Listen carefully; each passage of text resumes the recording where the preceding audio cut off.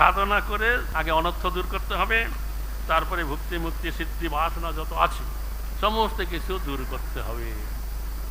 সমস্ত কিছু দূর করলে আমাদের হৃদয়ে প্রেম ভক্তির হৃদয় হবে। বুঝা গেল? 8টা স্তর আছে। আদৌ শুদ্ধা, তত সাধুসঙ্গ, তত ভজন ক্রিয়া, তত অনর্থ নিবৃত্তি, নিষ্ঠা, রুচি, আসক্তি, ভাব এবং প্রেম। এই 8টা স্তর আছে।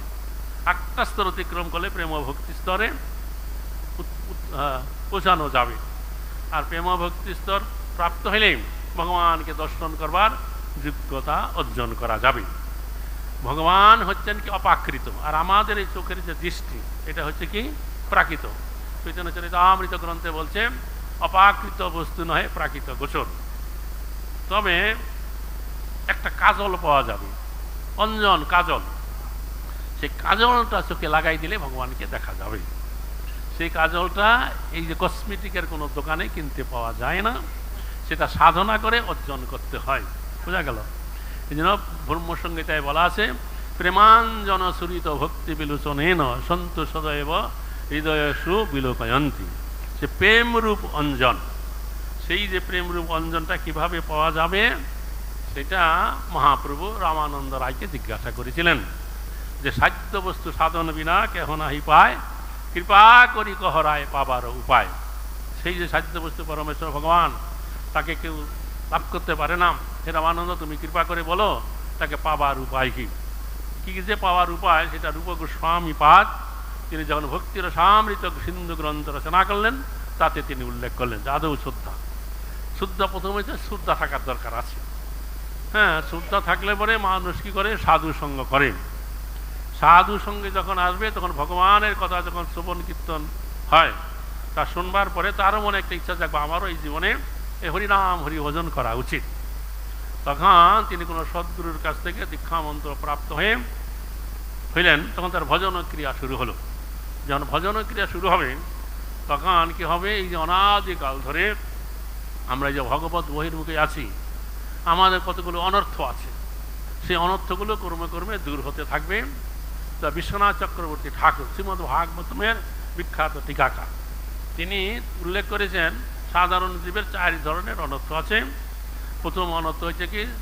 স্বরূপ ভ্রম, অসৎ তৃষ্ণা, হৃদয় দুর্বলতা এবং অপরাধ প্রবণতা।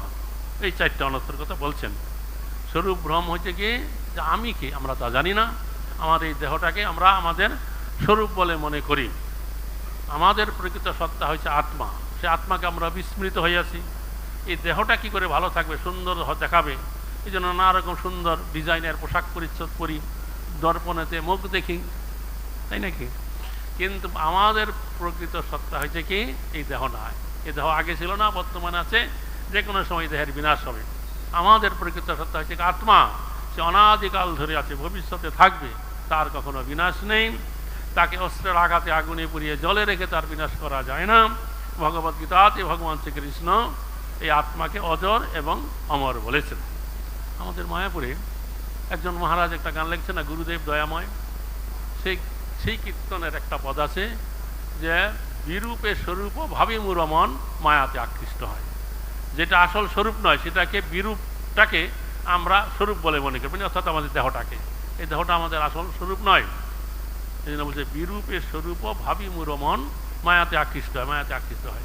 আসলে আমাদের সত্তা হচ্ছে আত্মা, সে আত্মার কল্যাণ কিছু করি না। এই যে আত্মাকে ভুলে দেহটাকে স্বরূপ মনে করি, এটাই হচ্ছে আমাদের প্রথম অনর্থ, যাকে বলা হয়েছে স্বরূপ ভ্রম, স্বরূপটাকে জানি না। তারপর দ্বিতীয় অনর্থ হইল কি? অসৎ তৃষ্ণা। অর্থাৎ আমাদের এই দেহেতে 5 প্রকার জ্ঞানেন্দ্রিয় আছে, চক্ষু, কর্ণ, নাসিকা, ত্বক এবং জিহ্বা। আবার এই জগতে 5 রকমের বিষয় আছে, তা হচ্ছে রূপ, রস, শব্দ, স্পর্শ এবং গন্ধ। এই 5 প্রকার ইন্দ্রিয়ের দ্বারা আমরা এই 5 প্রকার বিষয়কে যে ভোগ করে চলেছি, এটা হচ্ছে আমাদের অসৎ তৃষ্ণা। আমাদের উচিত ছিল আত্মতত্ত্ব উপলব্ধি করে ঈশ্বর তত্ত্ব জেনে সেই ইন্দ্রিয়গুলোর যিনি অধীশ্বর ঋষিকেশ ভগবান তার সেবা করা। তা না করে আমরা যে বিষয় ভোগ করে চলেছি, এটা হচ্ছে আমাদের দ্বিতীয় অনর্থ, যাকে বলা হয়েছে অসৎ তৃষ্ণা। তারপরে তৃতীয় অনর্থ হয়েছে কি? হৃদয় দুর্বলতা। এত কিছু করার পরেও আমাদের হৃদয়, মনে যে একটা কি আছে? ভয়, আছে সেটা কিন্তু দূর হচ্ছে না। যে বৃদ্ধকালে আমার দশা কি হবে, কে আমাকে দেখবে, এখন আমার টাকা পয়সা আছে, যদি ভবিষ্যতে না থাকে তাইলে আমার গতি কি হবে, এইরকম একটা দুশ্চিন্তা, দুর্ভাবনা যারা এই বহির্মুখী লোক তাদের প্রত্যেকের ভিতরে আছে। আর যারা কৃষ্ণ নাম কৃষ্ণ ভজন করবেন তাদের হৃদয়ে একটা ভগবানের একটা ভাব স্বভাব, অভয় ভাব তারা প্রাপ্ত হয়ে যাবেন।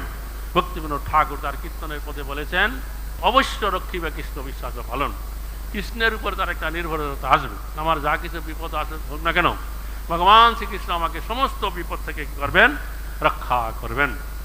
তারপরে চতুর্থ অনর্থ হচ্ছে কি, অপরাধ প্রবণতা। আমরা জ্ঞাত সারে হোক অজ্ঞাতে সারে হোক সবসময় কি করছি, অপরাধ করে চলেছি। তো যারা এই কৃষ্ণ নাম কৃষ্ণ ভজন করবেন, সদ্গুরু চরণ আশ্রয় করে করবেন, তারা তাদের ভজন যদি ঠিক হবে তাহলে কি হবে, এই সমস্ত অনর্থগুলো দূর হবে। তখন তাদের হৃদয়ে একটা নিষ্ঠা ভাবের হৃদয় হবে। চৈতন্য চরিতামৃত গ্রন্থে বলছে যে এক অঙ্গ সাথে কেহ সাধে বহু অঙ্গ, নিষ্ঠা হইতে উপজয় প্রেমের তরঙ্গ।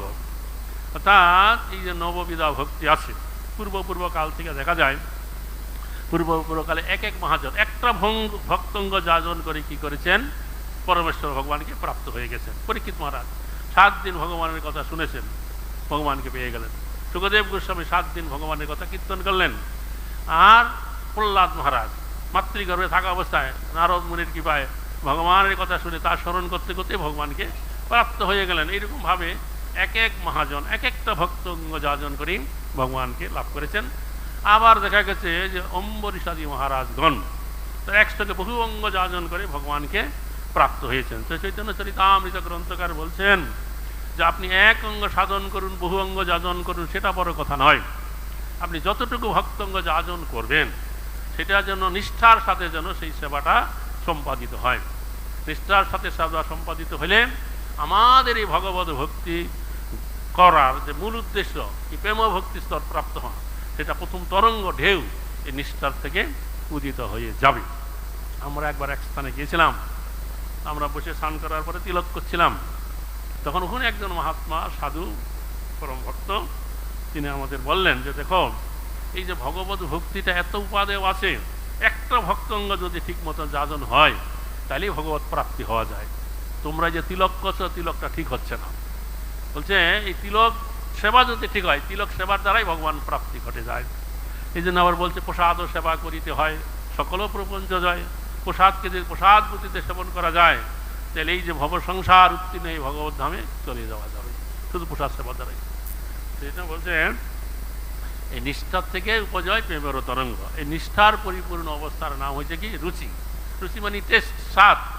তখন ভগবানের নাম করতে, ভগবানের সেবা করতে, ভগবানের কথা শুনতে খুব রুচিকর বলে বোধ হবে। তখন আর মনে হবে না যে নিনচাজরা চেয়ারে বসে আছে, আমাকে এখানে দিয়ে খাটাচ্ছে, এই কথা বলবে না। তারপরে রুচির পরিপূর্ণ অবস্থার নাম হয়েছে কি, আসক্তি। তখন সমস্ত আসক্তি দূর হয়ে যাবে, মনের ভগবানের প্রতি আসক্তি ন্যস্ত, ভগবানের পাদপদ্মে আসক্তি চলে যাবে।